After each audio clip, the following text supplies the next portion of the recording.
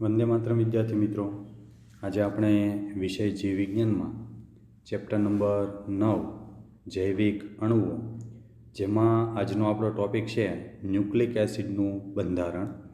તો વિદ્યાર્થી મિત્રો, લાસ્ટ ટાઈમ આપણે કેવી રીતના જુદા જુદા ઘટકોની અંદર જૈવિક અણુઓના નિર્માણમાં જુદા જુદા બંધોની રચના થતી હોય છે તેની આપણે પ્રાથમિક માહિતી પ્રાપ્ત કરી. આજે આપણે ન્યુક્લિક એસિડની અંદર બંધારણમાં કયા કયા ઘટકો હોય છે, કેવી રીતની એની ગોઠવણ હોય છે તેની આપણે ચર્ચા કરીશું.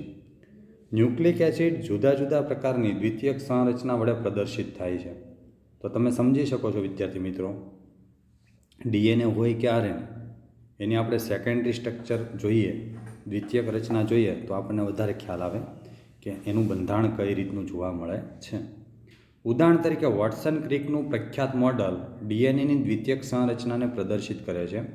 તો વિદ્યાર્થી મિત્રો, 1953માં વોટસન અને ક્રિક, આમ તો જેમ્સ વોટસન અને ફ્રાન્સિસ ક્રિક એવા બે વૈજ્ઞાનિકો થઈ ગયા કે જેને ડીએનએનું દ્વિકુંતલાકાર મોડલ રજૂ કર્યું હતું.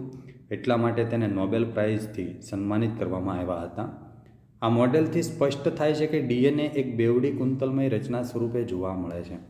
તો ખરેખર તમે જોયું હોય છે, ઘણીવાર અવારનવાર તમે ડીએનએનું બંધારણ જોયું હોય છે, આવું ગૂંચળામય તમને કુંતલાકાર ગોઠવાયેલું જોવા મળતું હોય છે. ઓકે, પોલીન્યુક્લિયોટાઇડની બંને શૃંખલાઓ એકબીજાને પ્રતિ સમાંતર હોય છે. ખાસ યાદ રાખજો, પરસ્પર વિરુદ્ધ દિશામાં શૃંખલાઓ કેવી હોય છે તો કે સમાન હોય છે. એક છેડો 5 પ્રાઇમથી 3 પ્રાઇમ હોય તો બીજો છેડો 3 પ્રાઇમ ટુ 5 પ્રાઇમની દિશામાં હોય. તો પરસ્પર વિરુદ્ધ દિશામાં શૃંખલાઓ એકબીજાને સમાંતર ગોઠવાયેલી હોય છે એમ આપણે કહી શકીએ. એટલે કે એકબીજાની વિરુદ્ધ દિશામાં હોય છે. તેની મુખ્ય ધરી શર્કરા ફોસ્ફેટ શર્કરા શૃંખલાથી બનેલ હોય છે. એટલે શું તો કે અહીંયા તમે જોઈ શકો છો, આ શર્કરાનો અણુ છે, ફોસ્ફેટનો અણુ, ફરી પાછો શર્કરાનો અણુ, ફોસ્ફેટનો અણુ, ફરી પાછો શર્કરાનો અણુ. આવી રીતે શર્કરા ફોસ્ફેટ મુખ્ય ધરીનું નિર્માણ કરે છે બંને બાજુએ, પરસ્પર વિરુદ્ધ દિશામાં બંને તરફ. ઓકે, આ રીતની ધરી બનતી જોવા મળે છે. નાઇટ્રોજન બેઝ ઓછે વત્તે અંશે મુખ્ય ભાગને લંબ અક્ષે પણ અંદરની તરફ ગોઠવાયેલા હોય છે. તો અહીંયા તમે જોઈ શકો છો, આ બધા જ નાઇટ્રોજન બેઝ છે તમને અંદરની બાજુએ જોવા મળે છે. ઓકે, એક શૃંખલાના એ અને જી બેઝ બીજી શૃંખલાના ટી અને સી બેઝ સાથે પૂરક જોડી બનાવે છે. એટલે શું તો કે એડેનિન હંમેશા થાઇમિન સાથે 2 હાઇડ્રોજન બંધથી જોડાયેલો હોય છે, જ્યારે ગ્વાનિન હંમેશા સાઇટોસિન સાથે 3 નબળા હાઇડ્રોજન બંધથી જોડાયેલો જોવા મળે છે એમ આપણે કહી શકીએ. ઓકે, તો એડેનિન હંમેશા થાઇમિન સાથે, ગ્વાનિન હંમેશા સાઇટોસિન સાથે, તો એકબીજા સાથે પૂરક જોડી બનાવે છે એમ આપણે કહી શકીએ. ચાલો, એ અને ટી વચ્ચે 2 હાઇડ્રોજન બંધ, જ્યારે જી અને સી વચ્ચે 3 હાઇડ્રોજન બંધ રચાયેલા હોય છે. તો આ તમે ઉપરનું જે આ સમીકરણ છે યાદ રાખવાનું છે, એ ઇઝ ઇક્વલ ટુ ટી અને જી ટ્રિપલ બોન્ડ સી. પ્રત્યેક શૃંખલા એક કુંતલીય નિસરણી જેવી દેખાય છે. તમે જો આને ગોઠવો તો આ રીતની નિસરણી બનતી હોય એવું આપણને સમથિંગ આભાસ થાય. Okay, A T, G C G, T A, તો આ રીતની નિસરણી બનતી હોય એવું આપણને લાગે. કુંતલના પ્રત્યેક પગથિયા બેઝ જોડીના બનેલા હોય છે. એટલે અહીંયા તમે જુઓ, એક પગથિયું એટલે આ એક બેઝ જોડ એટી, આ બીજું પગથિયું એટલે જીસી કે જે બીજી બેઝ જોડ, સીજી એટલે આ ત્રીજી બેઝ જોડ. તો દરેક પગથિયું છે એક એક બેઝ જોડ બનાવે છે એમ આપણે કહી શકીએ. કુંતલના પ્રત્યેક પગથિયા બીજા પગથિયાથી 36 ડિગ્રીના ખૂણા પર વળેલા હોય છે. તો આ એક પગથિયાનું બીજા પગથિયા સાથેનો ખૂણો કેટલો બનતો હોય છે તો કે 36 ડિગ્રી સેન્ટીગ્રેડ જેટલો ખૂણો બનતો હોય છે. કુંતલ શૃંખલાના એક પૂર્ણ કુંતલમાં 10 પગથિયા એટલે કે 10 નાઇટ્રોજન બેઝ જોડ આવેલી હોય છે. કુંતલનું પગથિયું એટલે શું તો કે આ રીતનું તમે જો ડીએનએ આખું બનાવતા હો, ઓકે, તો આ દરેક કુંતલ, એક એક કુંતલની અંદર કેટલા પગથિયા હોય આવા તો 1 2 3 4 5 6 7 8 9 ને 10 પગથિયા એક કુંતલની અંદર જોવા મળે છે. નાઇટ્રોજન બેઝ જોડમાં આવેલ છે. આ રીતે તમે ડીએનએનું રેખાચિત્ર બનાવવાનો પ્રયત્ન કરી શકો છો. એક પૂર્ણ કુંતલની લંબાઈ 34 એંગસ્ટ્રોમ હોય છે. ઓકે, હવે એક પૂર્ણ કુંતલ એટલે જ્યાંથી કુંતલ બનવાની શરૂઆત થઈ હોય જ્યાં પૂર્ણ થાય, જેને કહેવાય પૂર્ણ કુંતલ, કે જેની લંબાઈ તમે જુઓ તો 34 એંગસ્ટ્રોમ જોવા મળે છે. જ્યારે બે પાસેના બેઝ જોડીની વચ્ચેનું અંતર 3.4 એંગસ્ટ્રોમ હોય છે. બે પાસેના બેઝ જોડ એટલે ધારો કે આ એ અને ટી નામની એક બેઝ જોડ છે, જી અને સી નામની બીજી બેઝ પેર છે, તો આ બે વચ્ચેનું અંતર તમને કેટલું જોવા મળે? 3.4 એંગસ્ટ્રોમ જેટલું જોવા મળે છે. સંપૂર્ણ કુંતલની લંબાઈ તમને 34 એંગસ્ટ્રોમ અને બે પાસેની બેઝ જોડ વચ્ચેનું અંતર તમને 3.4 એંગસ્ટ્રોમ જેટલું જોવા મળશે. ઉપરોક્ત વર્ણવેલ વિશિષ્ટ ડીએનએને બી ડીએનએ કહે છે. તો એનો મિનિંગ એમ કે A DNA, B DNA, C DNA, H DNA, Z DNA એવા ડીએનએના જુદા જુદા સ્વરૂપ હોય છે, પરંતુ લાક્ષણિકતાઓથી ભરેલું જો આપણે ડીએનએ સમજવું હોય તો બી ડીએનએ છે એ આપણી માટે ઉત્તમ છે. ઉપરના ધોરણમાં તમને બતાવવામાં આવશે કે 1 ડઝનથી પણ વધારે ડીએનએના સ્વરૂપો હોય છે, જેનું નામકરણ સંરચનાત્મક વિશેષતાના આધારે અંગ્રેજી આલ્ફાબેટ અક્ષરો આધારે કરવામાં આવેલ છે. તો ખરેખર બાકીની જે માહિતી છે ડીએનએની ઊંડાણમાં કે જે તમે પછીના વર્ષોમાં ભણશો. ઓકે, તો આ વાત હતી વિદ્યાર્થી મિત્રો ન્યુક્લિક એસિડની. તો ખાસ તમારે એડેનિન અને થાઇમિન વચ્ચે કેટલા હાઇડ્રોજન બંધ હોય છે, ગ્વાનિન અને સાઇટોસિન વચ્ચે કેટલા હાઇડ્રોજન બંધ હોય છે, એક સંપૂર્ણ કુંતલની લંબાઈ કેટલી હોય છે, બે બેઝ જોડીની વચ્ચેનું અંતર કેટલું હોય છે અને પ્રત્યેક પગથિયા બીજા પગથિયાથી કેટલાક ડિગ્રીના ખૂણા પર વળેલા હોય છે, આવા પ્રશ્નો જનરલી પૂછાતા હોય છે, તો તમારે તૈયાર કરવા રહ્યા. ઓકે, વિદ્યાર્થી મિત્રો તદ્દન નવો ટૉપિક શરૂ થાય છે ઉત્સેચકને રિલેટેડ. આમ તો ચયાપચય રિલેટેડ ટૉપિક આપણે કહી શકીએ. શરીર ઘટકોની ગતિક અવસ્થા ચયાપચયની સંકલ્પના, dynamic state of body constitute concept of metabolism. તો જોઈએ હવે આપણે કે ચયાપચયની સંકલ્પના કેવી રીતની કાર્ય કરતી હોય છે. આપણે અત્યાર સુધી જે અભ્યાસ કર્યો તેના અનુસંધાનમાં સજીવ પછી તે સાધારણ બેક્ટેરિયલ કોષ હોય, પ્રજીવ હોય, વનસ્પતિ હોય કે પ્રાણી હોય, આ બધા હજારો કાર્બનિક રસાયણોથી બનેલા હોય છે. તો આપણે તમને ખ્યાલ જ છે કે આ પાઠની શરૂઆતમાં જ આપણે જોયું કે કેવી રીતે કોઈ પણ સજીવ હોય એના બંધારણમાં મૂળભૂત કયા ઘટકો છે એ આપણે જાણી શકીએ છીએ. ઓકે, આ રસાયણો કે જૈવ અણુ એક નિશ્ચિત સાંદ્રતામાં જોવા મળે છે. તો ખરેખર એનું કોન્સન્ટ્રેશન આપણા બોડીમાં અથવા તો કોઈ પણ સજીવ હોય એની અંદર તમને એક ચોક્કસ ઘટક તરીકે જોવા મળે છે. તેને મોલ્સ પ્રતિ કોષ અથવા મોલ્સ પ્રતિ લીટર સ્વરૂપે રજૂ થાય છે. તો સાંદ્રતાનું માપન છે એ ખરેખર મોલ પ્રતિ લીટરમાં અથવા તો મોલ્સ પ્રતિ કોષે માપવામાં આવતું હોય છે. સંશોધન દ્વારા એક મુખ્ય જાણકારી પ્રાપ્ત થઈ તે અનુસાર જૈવ અણુઓમાં અદલા બદલી થતી રહે છે. તો ખરેખર તમને લોકો જ્યારે નાના હતા ત્યારે તમે માધ્યમિક વિભાગની અંદર, પ્રાથમિક વિભાગની અંદર એવું શીખવામાં આવતું કે ઘન પદાર્થ હોય, ધારો કે બરફ છે, એની ઉપર જો તાપમાન આપવામાં આવે તો એનું પ્રવાહીમાં રૂપાંતર થાય એટલે કે પાણી બની જાય. પાણીને જે ખુલ્લા તાપમાનમાં રાખવામાં આવે અથવા તો એની ઉપર પ્રકાશ પાડવામાં આવે તો પાણીનું બાષ્પીભવન થાય. ઓકે, તો વાયુ સ્વરૂપમાં રૂપાંતર થાય. ફરી પાછું વાયુને જો ઠંડી પાડવામાં આવે તો ફરી પાછું પ્રવાહી બને, પ્રવાહીને ઠંડુ પાડવામાં આવે તો ઘન બને. તો ટૂંકમાં જૈવ અણુઓની અદલા બદલી થતી રહેતી હોય છે એમ આપણે કહી શકીએ. એનો અર્થ એ થાય છે કે સતત બીજા નવા જૈવ અણુઓમાં પરિવર્તિત થતા રહે છે. જેમ કે આપણે બિસ્કિટ ખાધા હોય તો આપણા શરીરની અંદર એનું વિઘટન થશે તો ગ્લુકોઝ છૂટો પડશે, એમાંથી શક્તિ મુક્ત થશે. તો ટૂંકમાં એક સ્વરૂપમાંથી બીજા સ્વરૂપમાં જૈવિક અણુઓનું રૂપાંતર થતું હોય છે એમ આપણે કહી શકીએ. અને બીજા જૈવ અણુઓના જોડાવાથી બનતા રહે છે. સજીવોમાં આ નિર્માણ અને વિખંડન રાસાયણિક પ્રક્રિયાઓ દ્વારા સતત થયા કરે છે.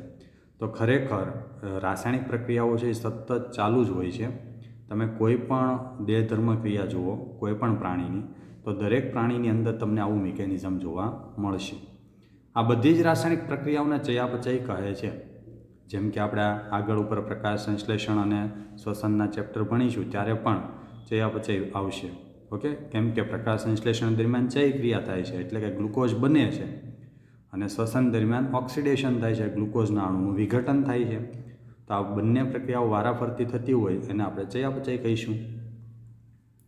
બધી ચયાપચય પ્રક્રિયાઓ દ્વારા જૈવ અણુઓનું રૂપાંતર થતું રહે છે એટલે કે એક સ્વરૂપમાંથી બીજા સ્વરૂપમાં રૂપાંતર થાય.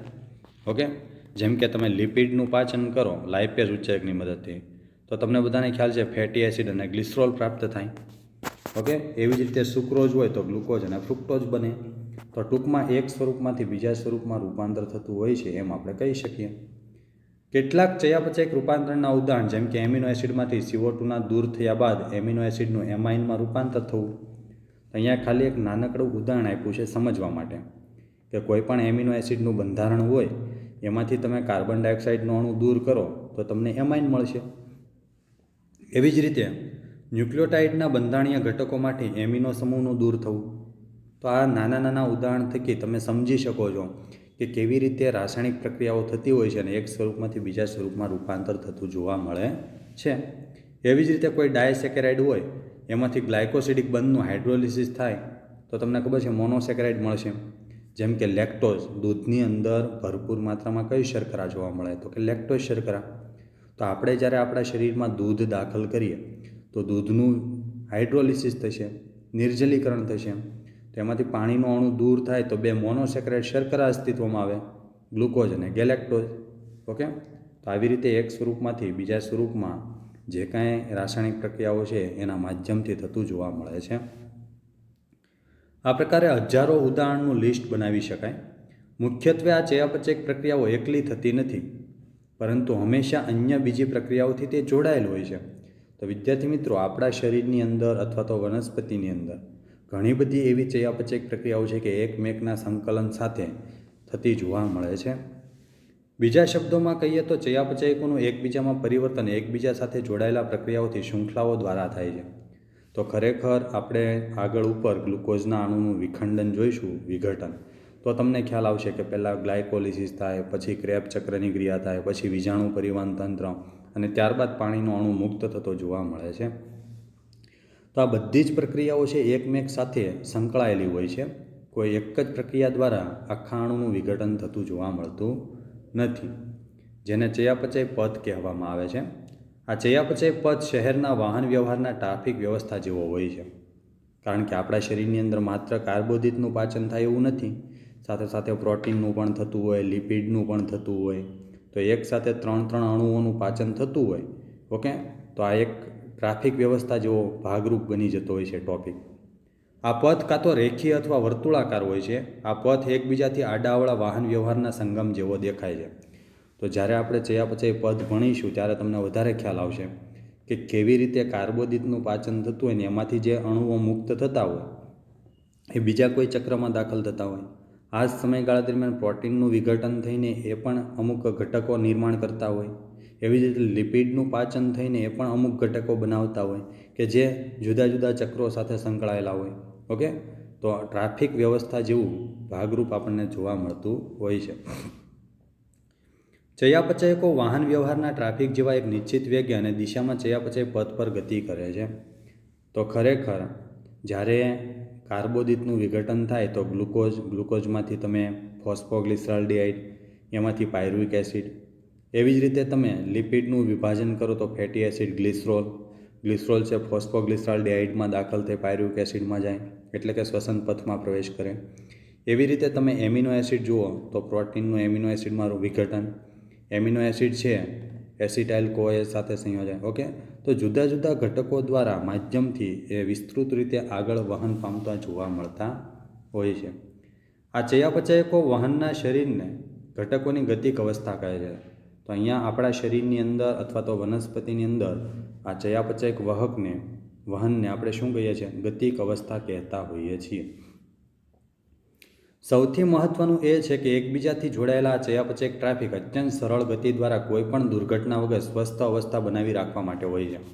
તો વિચાર કરો, આપણા શરીરની અંદર કેટલા બધા ઘટકોનું પાચન એક સાથે શરૂ હોય, તેમ છતાં પણ કોઈ દિવસ ટ્રાફિક વ્યવસ્થા છે એ જળવાઈ ન હોય અથવા તો એમાં કોઈ દુર્ઘટના ઘટી હોય એવું આપણને જોવા મળતું નથી. પરંતુ હા, આપણા શરીરની અંદર જેટલી આપણી કેલરી મૂલ્યની જરૂર છે એના કરતાં વિશેષ તો આપણે ખોરાક લઈએ છીએ ત્યારે આપણી અંદર અસંતુલન પેદા થતું હોય છે. આ ચયાપચયક પ્રક્રિયાઓની બીજી વિશિષ્ટતા એ છે કે તેઓની પ્રત્યેક રાસાયણિક ક્રિયા ઉત્પ્રેરિત પ્રક્રિયાઓ છે. એટલે કે એકબીજાને ઉત્પ્રેરિત કરવું, એટલે કે ઉદ્દીપિત કરવું, એટલે કે ઝડપથી નિપજમાં રૂપાંતર થાય એવું આપણે કરવું. જીવનતંત્રમાં કોઈ પણ ચયાપચયક રૂપાંતરણ ઉત્પ્રેરક વગર પૂર્ણ થતું નથી, એટલે કે ઉદ્દીપનની જરૂર પડે, એટલે કે એને સક્રિય કરવાની જરૂર પડે. જેમ કે CO2નું પાણીમાં ઓગળવું એ એક ભૌતિક પ્રક્રિયા છે. ઉત્પ્રેરક કે જે કોઈ પણ ચયાપચયક રૂપાંતરણની ગતિ વધારે છે તે પણ એક પ્રોટીન હોય છે. તો ઉત્પ્રેરકનું કામ શું છે? તો કે પ્રક્રિયાર્થીને ઝડપથી નિપજમાં રૂપાંતર કરવું. ઓકે, તો અહીંયા તમે જોઈ શકો છો CO2 છે પાણીમાં ઓગળતો હોય તો તમને બધાને ખબર છે કાર્બોનિક એસિડ બને, પણ કાર્બોનિક એનહાઇડ્રેઝ નામનો ઉત્સેચક છે, ઓકે, એ મહત્ત્વની ભૂમિકા ભજવતો હોય ત્યારે જ એને H2CO3 બનતો હોય છે. તો ઉત્સેચક છે એ શું છે? એક પ્રકારનો પ્રોટીનનો અણુ છે કે જે કંઈ જ કામ નથી કરતો, માત્ર પ્રક્રિયાર્થીઓને ઝડપથી નિપજમાં રૂપાંતર કરવાનું કાર્ય સાથે સંકળાયેલો છે.